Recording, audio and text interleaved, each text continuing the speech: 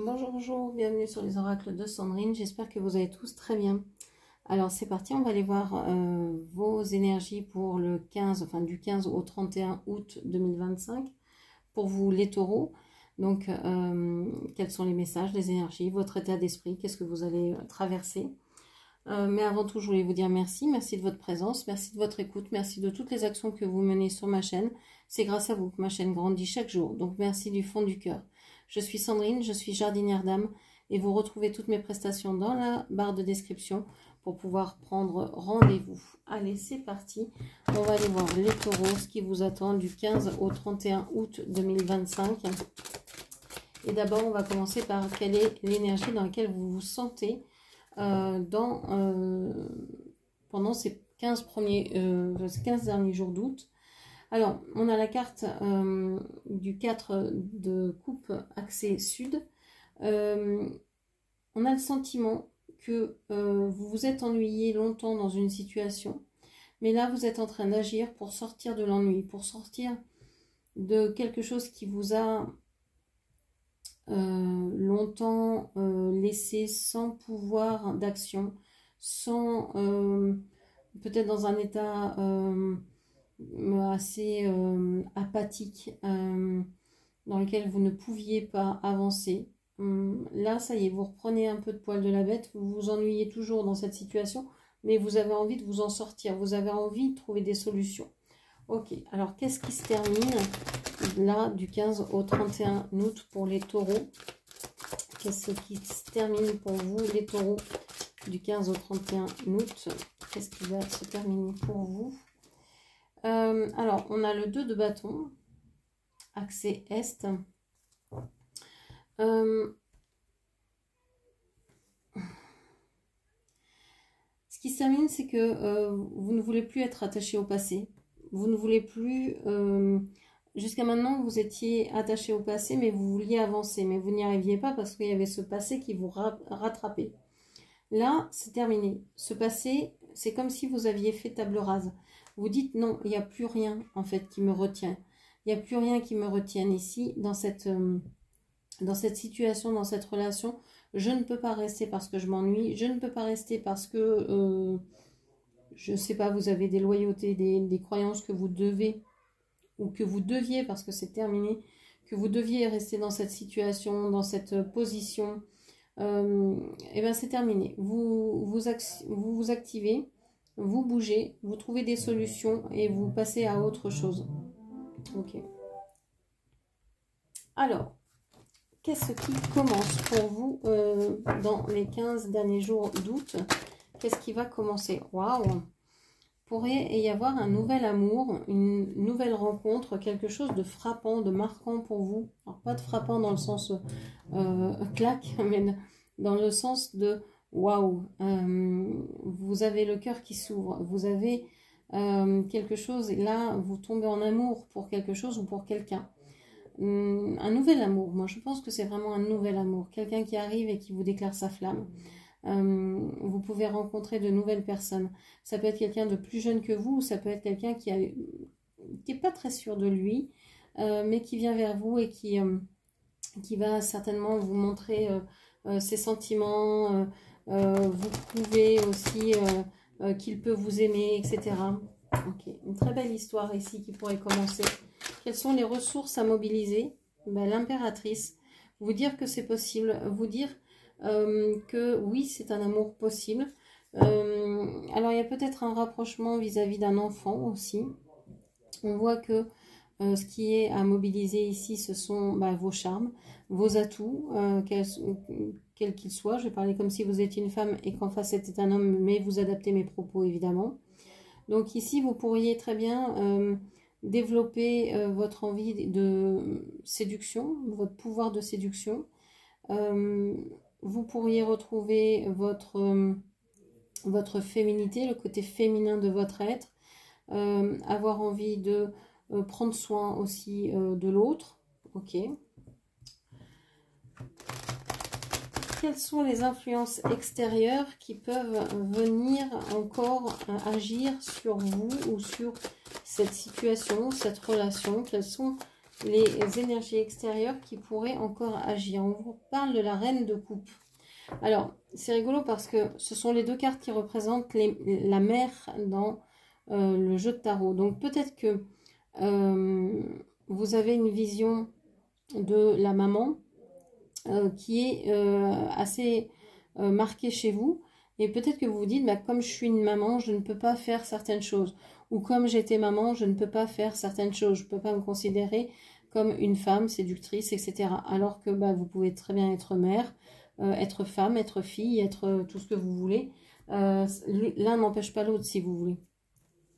Alors, soit c'est votre énergie qui est scindée en plusieurs. Hein. Vous dites, bon, bah, je suis une femme et ça m'empêche, une mère, pardon, et ça m'empêche véritablement de séduire, d'être dans un jeu de séduction avec quelqu'un de plus jeune, ou etc.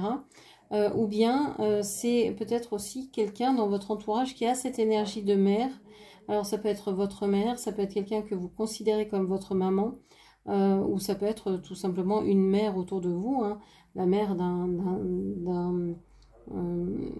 des enfants que vous connaissez, etc., qui est là et qui peut-être vous empêche d'agir.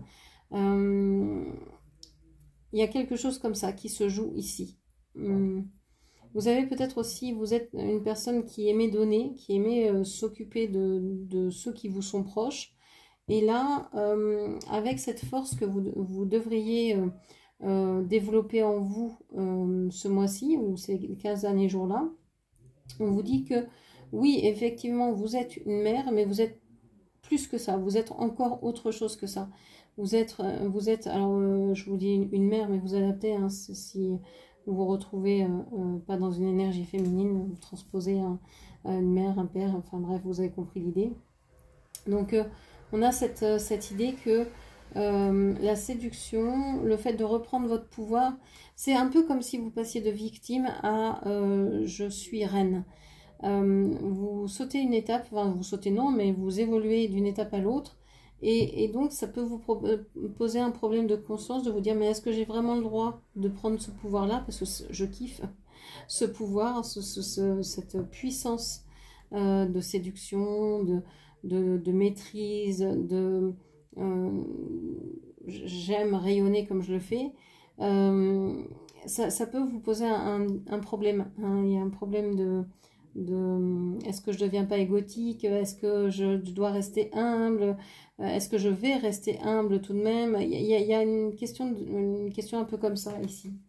Ok, donc quels sont les conseils qu'on vous donne, hein, quels sont les conseils pour vous pour ces 15 derniers jours?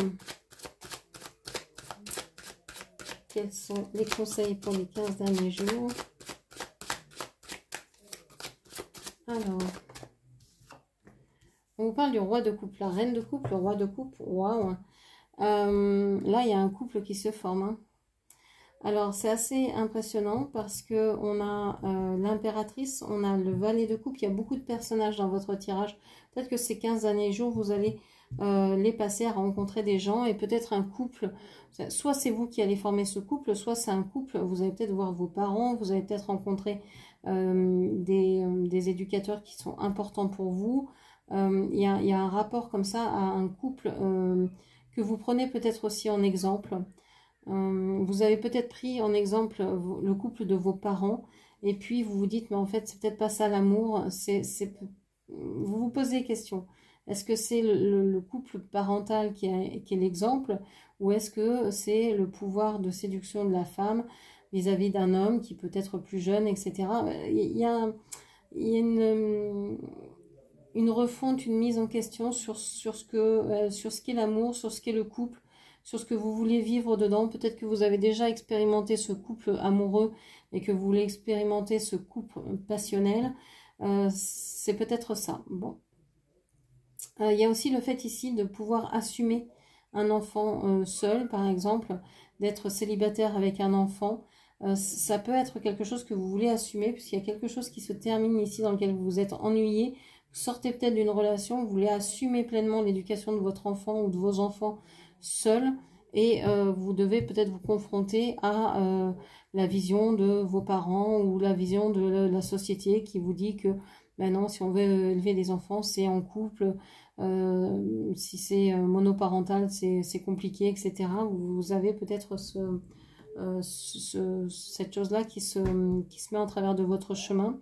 Un conseil ici avec le roi de coupe, c'est d'être sûr, d'assurer, de montrer vos sentiments, de dire ce que vous ressentez dans toute situation, de ne pas hésiter à dire ce qui se passe en vous, parce que ça, personne ne peut le savoir à part vous.